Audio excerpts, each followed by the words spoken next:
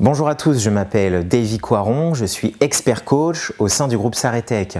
Cette fois-ci, dans cette courte vidéo, on va dresser les grandes lignes de la convention SIDCOP.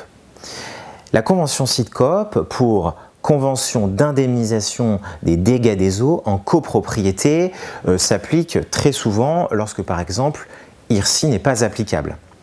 Cette convention permet de pallier un problème de cumul d'assurance rendant la gestion des sinistres laborieuse. Elle vient gérer deux aspects du cumul d'assurance, le cumul d'assurance de choses et le cumul d'assurance de responsabilité. Prenons un exemple.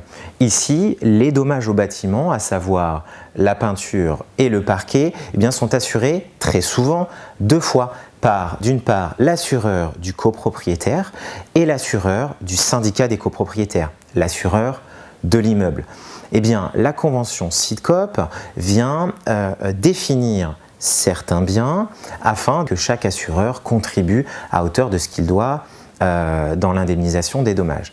Il définit d'une part les embellissements. Les embellissements concernent la peinture, les enduits, les meubles fixés de cuisine et de salle de bain, mais également les revêtements de sol souple collés, les papiers peints aussi par exemple.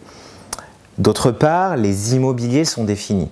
Les immobiliers, ce sont tous les biens, bâtiments, autres que la liste limitative des embellissements. Alors, le cas particulier du carrelage et des parquets sont considérés embellissements lorsqu'il suffit de les réparer en les ponçant et en les vitrifiant ou en cristallisant. Leur remplacement les passe dans le chapitre immobilier.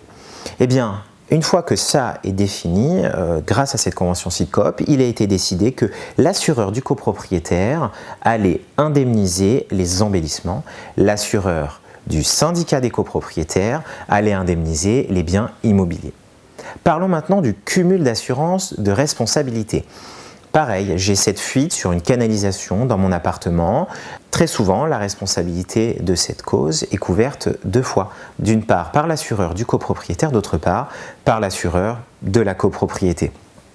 Là encore une fois, la SIDCOP vient définir plusieurs conditions appelées risques d'usager pour les plus courants, une fuite sur un joint de robinet d'arrêt intermédiaire dans l'appartement, une infiltration au pourtour des joints d'étanchéité ou au pourtour d'un receveur de douche par exemple, ou encore le débordement des appareils effet d'eau.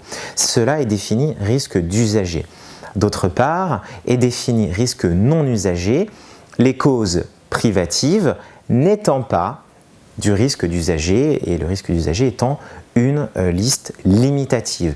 De même sorte, les recours seront orientés à l'encontre de l'assureur du copropriétaire occupant lorsqu'il s'agit d'un risque d'usager et le recours sera orienté à l'encontre de l'assureur du syndicat des copropriétaires lorsqu'il s'agit d'un risque non usagé. Voilà pour les grandes lignes de la convention SIDCOP. Je vous invite à m'indiquer en commentaire si vous avez des questions sur un cas particulier de cette convention ou si vous souhaitez qu'on fasse un focus dans une prochaine vidéo sur un des aspects de cette convention ou d'autres sujets. Merci à tous pour votre attention. Je vous dis à très bientôt. Bye.